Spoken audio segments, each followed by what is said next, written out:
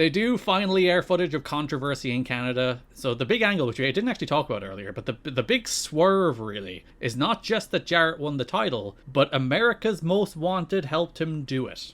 And thus becoming Canada. They weren't actually let out of the country. They're trapped there. Mm-hmm.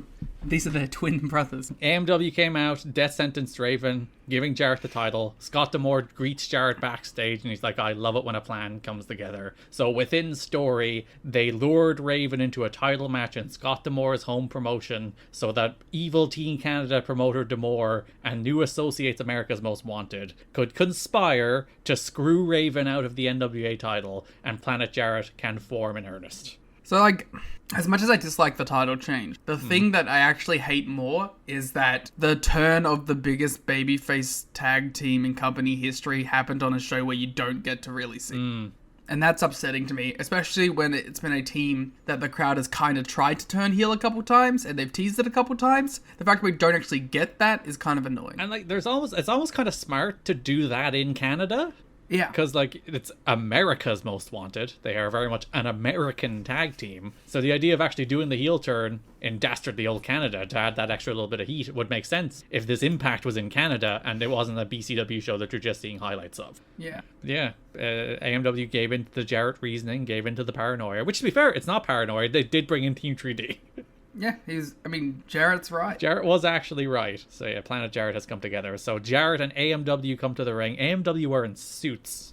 Because they're bad guys now. They're mean. They're no longer salt of the earth. They no longer represent the common man in America. It's upsetting. Now they represent the corporate greed in America. So Jarrett gloats about being champion on Spike. He said he'd be champion, and then he was champion. He followed through with his promises. Takes all the credit for TNA. Thanks AMW as the cornerstones of TNA. And then introduces the final piece, Scott D'Amore. TNA then does connect the dots that D'Amore owns the promotion where the title change took place, thus putting a bow on the conspiracy. D'Amore says that Jarrett owes him one, which, based on TNA history, will not be repaid. Anytime anybody is owed one by Jeff Jarrett, it never goes anywhere. Yeah.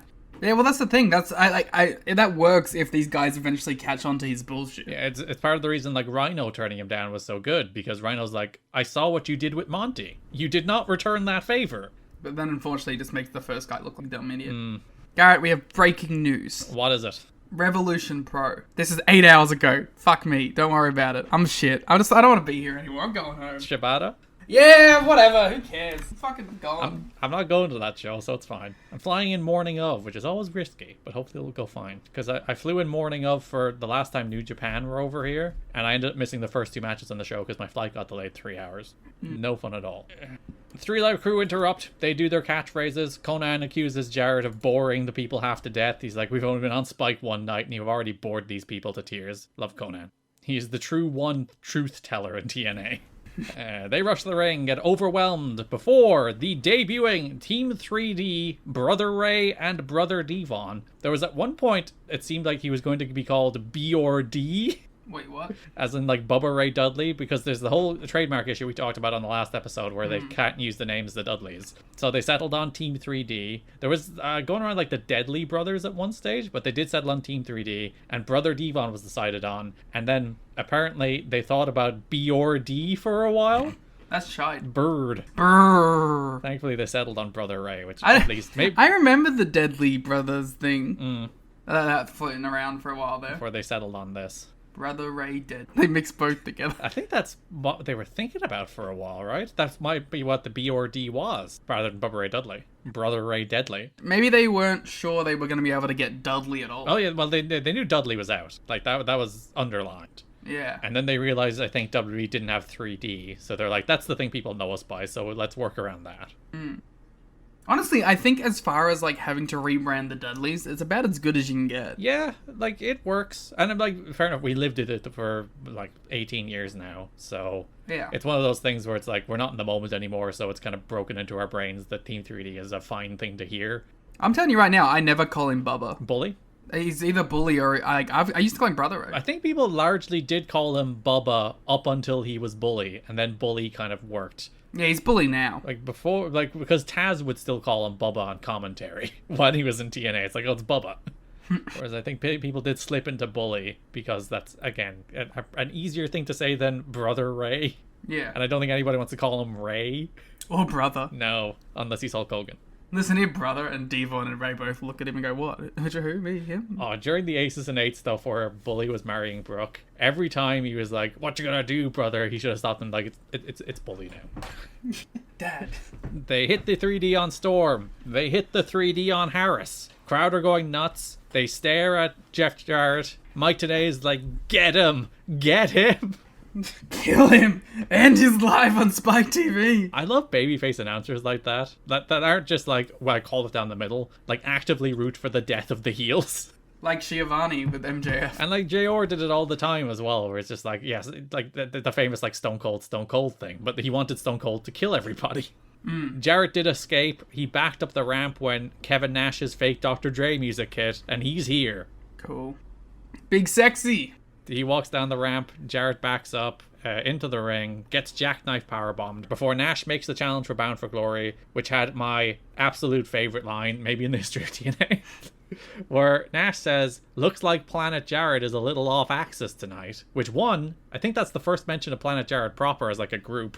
Yeah. Though I suppose it's the catchphrase, "Welcome to Planet Jarrett," but still. Yeah, you don't know if he's referring to them as the group, or if he's just referring to the catchphrase. But Don West replies, in the most earnest voice I've ever heard in my life, "Thanks to you, big guy."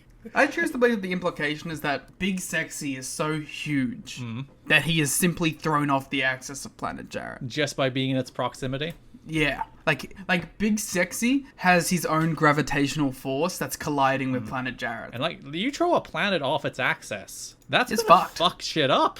Yeah, it's done. All your climate, different. Waves, different. Day and night, different. You even slightly. Like, it might be the case that like, oh, it's still sustainable for life, but everything we know is different.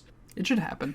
just to change things up, just for a bit of fun. Yeah, why not? It's time that we get a rebrand. Mike TNA then throws to hear from Brother Ray, and we cut to a Devon promo, which is, we'll talk about how this was cut down in a second. And then Devon challenges AMW to a tag team dream match next week as we go off the air with the tease of two of the, what they crown wrestling's best tag teams facing off, even though, hey, you remember those guys? They're called the Naturals. They're the NWA World Tag Team Champions.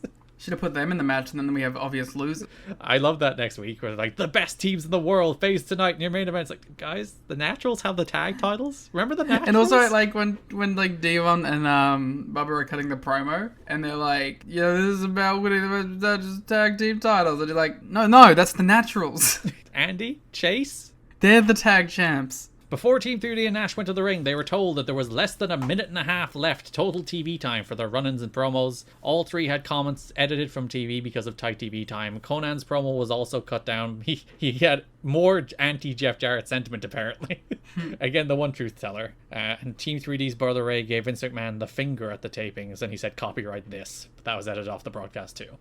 I love this segment. So chaotic. Yeah, it's one of those, again, where like chopping it down to its like real base elements is created that kind of sense of energy where it's like you get the 3Ds and the crowd are going nuts, and you get the powerbomb and Jarrett, and you get the challenge for Bound for Glory, and you get the challenge for Impact next week, and all of that happens in the space of like 90 seconds to 2 minutes. They're going crazy with it. Like, there are times where you want an angle to breathe, you want to sit with something, you don't want to rush through a million things at once, but sometimes it works. Sometimes it is your 60-minute adrenaline rush. Nash was originally meant to return at Unbreakable, do a cameo to begin the build to Bound for Glory, but that spot was meant to be him and Waltman doing an interview together, as like they're in the background talking to each other, and there's something like that, and then the mystery is like, what are they doing? What's Nash doing here? What's happening here?